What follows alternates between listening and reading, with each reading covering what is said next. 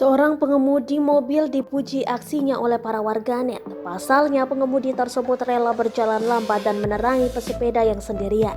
Hal ini terekam video sang pengemudi mobil yang viral di media sosial. Videonya pun ramai diunggah oleh berbagai akun anonim. Video tersebut pertama kali diunggah oleh akun TikTok @bangaris_channel.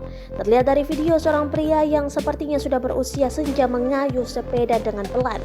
Ia bahkan mengayuh sepeda di kegelapan. Sampai akhirnya ia mengayuh dengan aman ketika ada sebuah mobil yang meneranginya. Atas aksi pengemudi tersebut, warganet pun memberikan pujian. Banyak yang menganggap bantuan kecil bisa berdampak besar bagi seseorang.